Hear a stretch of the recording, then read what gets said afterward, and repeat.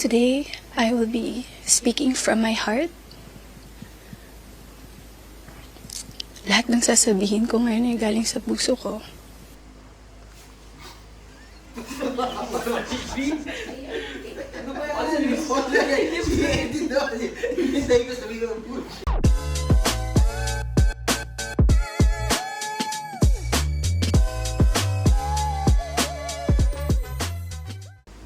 Good morning, everyone. Today, I'm with my fellow cyclists. We have Jen, Rai, Miguel, and Carson. And today, we're going to watch Maris Racal as she addresses her issue between Anthony Jennings, John Villanueva, and we will give our insight as psychology students. Lumipas.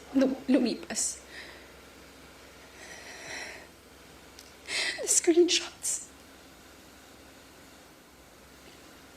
When I read it, it was 10 p.m. on a Tuesday night. When I read it, I was gutted. I was shocked. I'm truly embarrassed.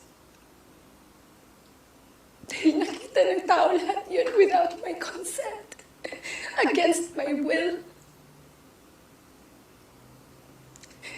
I read the screenshots over and over again. Ang pinaka-na-shock ako dun, I read it. It was the perfect narrative. That there was this other woman. That there was this apologetic boyfriend. And the avoidant boyfriend towards the other woman. And the scorned woman. That's the narrative. That's her side of the story. And there's nothing wrong with that. But this is my side. This is my side. And upon reading those screenshots, dun ko napagtagpi-tagpi lahat na kaya pala hindi siya makapag-release ng statement. Dahil sila pa pala this whole entire time. I didn't know. I was in the dark. I didn't know. I had no idea. God knows. Ilang beses ako nagtanong. Ilang beses ako nanghingi ng statement. Doon ko rin na-realize, bakit ganun yung reactions ni Jam. Now, I get her. I get her pain. I get her wrath. I get her anger. Kaya pala ganun. Because she was clueless about everything. I was clueless about everything. We both believed kung anong mga nasabi sa akin. Maybe iba yung sinabi sa kanya. And I can attest that iba yung sinasabi sa akin. That's my side of the story.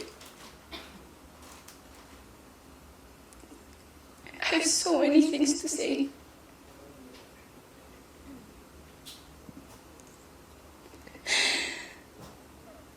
Hindi ka ako makapaniwala.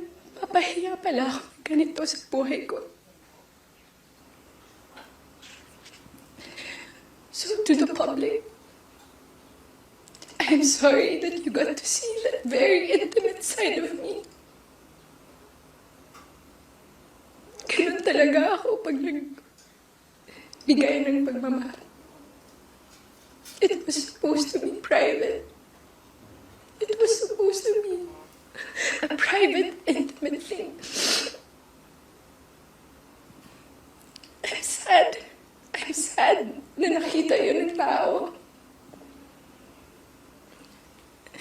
And yes, I don't want to play the victim here. Nagkamali din talaga ako. And I want to say sorry to those people I have hurt.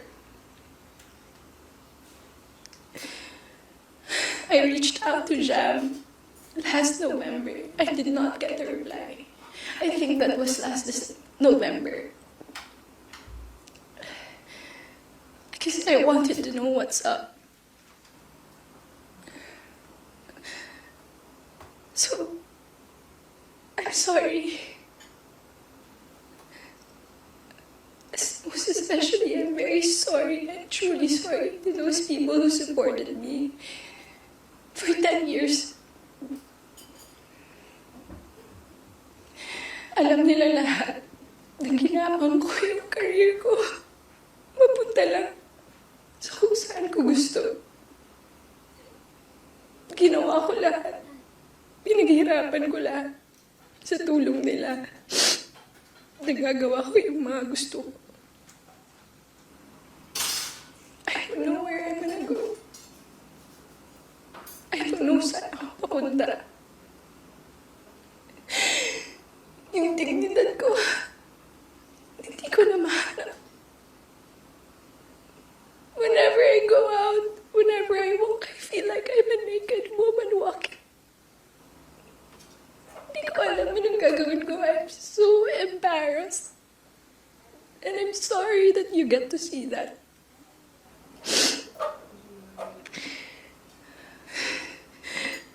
But I can assure you, tuloy pa rin ako. Tuloy pa rin ang laban. Magtatrabaho pa rin ako kahit mahirap. Hindi pa rin namamatay yung apoy sa puso ko. I'm still looking for that little girl inside of me.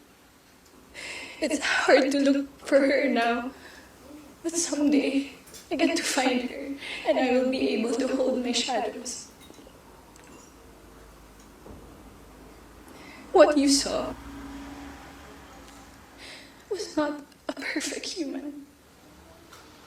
I'm far, far from being perfect. What you saw was a human being. I'm just a human being. That's it. Thoughts? Any thoughts? Anthony is at fault. To answer your question, I think it's unanimous. I also agree that the root of the problem is Anthony Jennings.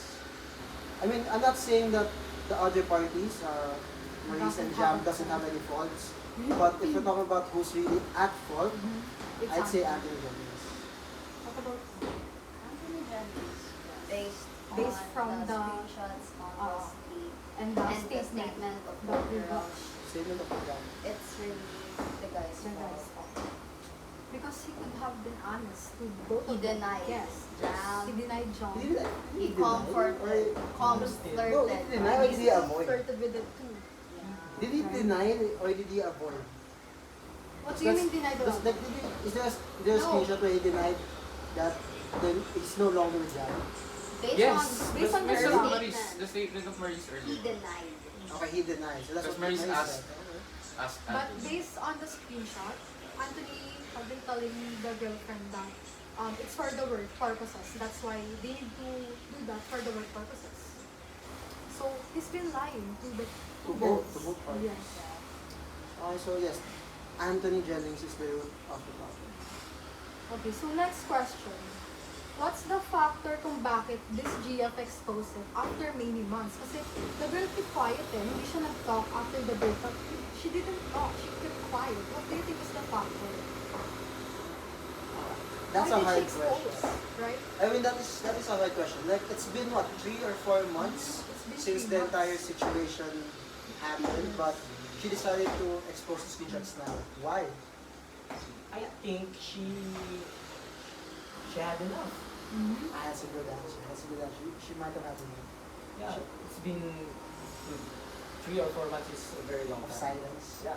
of holding back, Yeah. of keeping her part of the story hidden, or keeping the entire story hidden, to be more specific. I mean, like, if I was being cheated on, holding it 3 to 4 months, letting the cheaters roam free while I suffer with the pain of being cheated on, psychologically, mentally, emotionally, It's physically, it's torture. It's really torture. So Plus the bashing, right? Yeah. bashing. Bashing, Big Jam, factor. Big factor of that. Jam was bashed. Yeah. She Why? stated that she done enough kasi there's bashing that No, I mean, why was she bashed? Because this wasn't publicized. no, This it's wasn't public. it's publicized na. People were keep on bargaining sa both accounts nila. Like siguro yung nagpaano doon, yung repost niya about it. That's I'm why- confused. When did the bashing started? Bashing started, I think, when Jam keep on reposting sad posts, I think, about cheating. About cheat? Mhm. Okay. And then, people were like, fighting the girl, Jam. Like, why are you, ganyan? Why are you fighting our malis, ganyan? Then, I think yung family din ng girl, nadadami na rin. So, She had enough. So the one who's at fault for publicizing it is Jam. She's not at fault in the situation, but she's at fault for publicizing it. But I can't really blame her because of We can't the, blame the, her. bla- the bashing. She had enough. I mean, any normal human being would probably like to speak their mind. You have more questions? Yes. I have more questions. Do you really think the guy with the 22 seconds apology video is sincere? Do you think it's sincere to just say sorry for the both of the girls, for the girls, like, and for the public? Honestly, when we watched it doesn't really look sincere.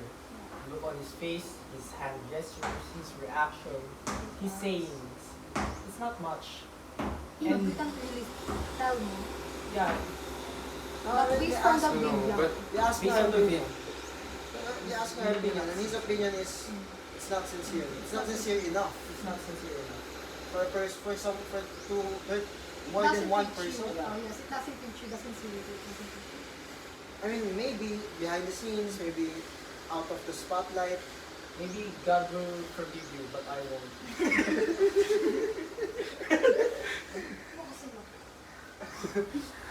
Maybe out of the spotlight, he probably tried to apologize to other people, but Maybe off scene. maybe off yeah, cam. off cam, he probably tried to do his best. He probably tried to be sincere, but in the video itself, I say no, I think it's a management. it's like it's probably some way to save his public image. But let's be honest, not all people can talk that much. No? That's true, especially when with the It's a problem. Like they're not strong enough to. If you look at the video, it looks like he's to voice panicking. out. He's not strong enough to voice out all the issues. We have more questions that we could talk about. So another question is, don't you think the media or the public made the issue worse? Yes, Yes. yes. Yes. I think we can all agree. Yes. Yes. We all agree. Like what I said about the companies or Facebook, Instagram pages using lines from the screenshots, smoke then what? What's the other line? Naiwan mo sweater mo? Is that it? Yeah, you swear man. I'll get my sweater. Touch me That not. was- Touch me not. touch myself na lang. Touch me. Yeah. Those lines, I mean, look at the lines itself. Malaswa, let's be honest.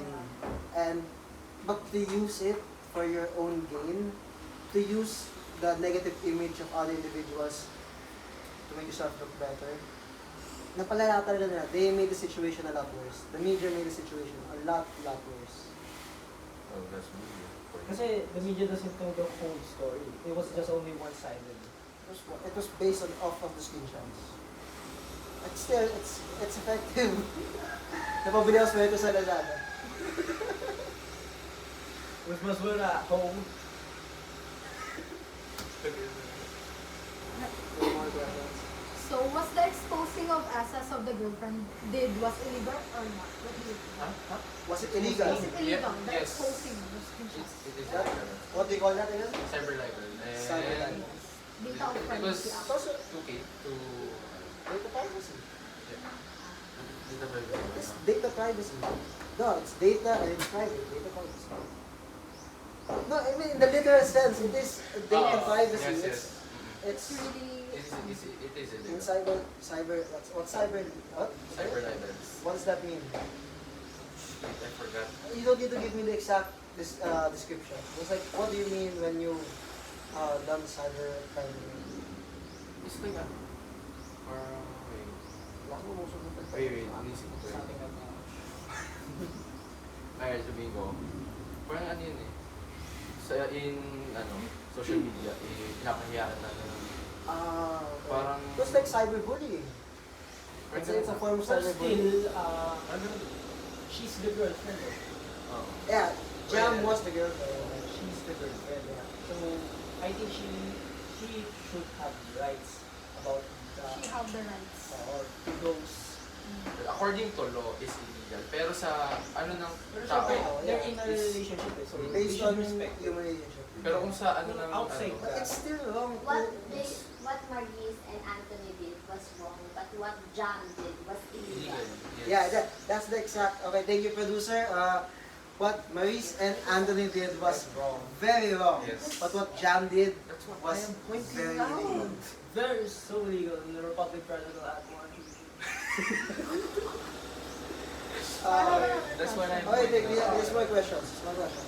Who do you think is the victim here? Is it the girlfriend, the other girl, or Anthony? Who do you think is the victim? Since we talk about the cause earlier, now who is the victim? When you say victim, who has received a Yes. negative impact, or Like, who has who received really the is the most? victim? Who really is the On the victim? whole situation, who really got played? If we're talking sa question, kasi we could also talk about Maurice being victimized because By she the was public. played. Yeah, by Yes. the By the public and by public. Anthony. Pero But we could also inside the relationship. we'll also talk about Jam being the victim because she was the girlfriend. She was cheated on, she was played with. It's very subjective. I actually feel sad about John because she's been there through ups and downs with Anthony, and then now that she's high, Now that up he's, he's had a little, Based on our producer, Jam is here, but now Anthony is here. like Yeah, John by supported sabihin yun. support him through ups and downs, and then now that he got well, got a little more, he got something option, going. Without he could, just go with the flow. I guess, no. So who do you think is the victim? Personally, I think the victim is Jam. Yeah, Jam. What about you? Jam. Yeah, I have to agree. But I'm not saying that Maurice isn't a victim, right? But the She was also victim, played with. Within the relationship, based on the statement, Based on the she state. got also. receiving most hate. Yeah, receiving the hate, it's really hard to say. It's either Jam or a guy. No way, Anthony. Anthony's the victim. Anthony is the root. Anthony is just getting what he deserves. Yes. Okay, for the last question, do you think Marie's statement and the screenshot that John posted is linear? So, linear, Connected. Habad, are they connected? Do you think Do you think Marie's, based from her statement, she's telling the truth? That's hard because we saw those screenshots. We saw the chats she said, the conversations they had. But we can spoke say, bad. kasi Maurice looked really bad in those screenshots. The way that they conversed was Yes. really. We don't really know what's Yeah. behind the camera kasi. Just let me finish. But based from the video we've watched and the screenshot because that John posted, do you think it is connected? Like, does Maurice really tell the truth? Kunwari, for example, kasi the point of the video, the point of the statement, yung interview ni Maurice is she doesn't know anything what's going on between John and Yeah. Anthony. But why did she told Anthony to delete messages and someday that hindi naman na need? Who will Yeah, I mean that watch line out? Who will itself. watch out dun sa mga screenshots? That nila? line itself. Delete the messages. Someday di na Someday, kailangan. no need I to mean, delete reading that messages. just shows that she's trying to hide it. Right? Something, there might be something. It's Wait, not really, so it's not really. I feel like it is. It's like what Maurice is doing is trying to play the victim, Maybe we can, but she is a victim. Let's not forget that. But she's also trying to avoid yes, avoid more bashing. accountability. Yes. The Avoid more bashing, the to save, bashing. maybe to save. Kaya probably ako. Her career. I mean, come on. A normal person, when you read those screenshots, what would you think? But they're both involved They're both invested on in each other, in their relationship. Yeah. But I haven't seen the screenshots too much, so I haven't seen everything. So it's still a possibility that Maurice did not know about, what's We can't happening really between tell, them. right? Yes, We we can't can't, really tell if like- she's lying or not. we can't tell what's based from happening those behind that. screenshots and her statement, it's not really connected.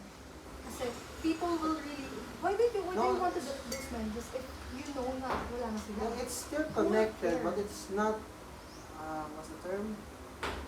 Tugma, what's tugma in English? Connect? No, damn it. Tumpak. What's tumpak in English? Tama. Ay, Correct. correct. It's connected, but it doesn't feel correct. It doesn't seem There are parts that shady. are a bit shady, a bit off. Do you guys agree that? No, no. Not intentional. So that's all for today, guys. Again, we are Psychcast, and I'm with my fellow Psychmates, Jen, Rai, Miguel, and Carson. We are Si Height, di mo gusto yun mo. This is Height, by the way. Si Height nga pala. and we are the PP. Psych Podcast. Podcast. Goodbye, guys. Goodbye. Good luck sa editor. Podcast. Goodbye, guys. And we're Most of this isn't going through. Ano yung